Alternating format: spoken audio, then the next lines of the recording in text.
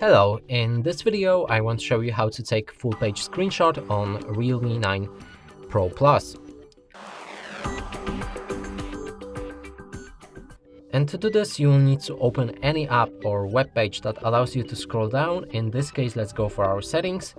Make sure to be on the top of the page and then click on the power key and volume down key. At the same time, hold it for like half a second and you'll make a screenshot. Then click on scroll. It should begin to scroll down entire page. You can always click on done when you're satisfied with the amount of the screenshot.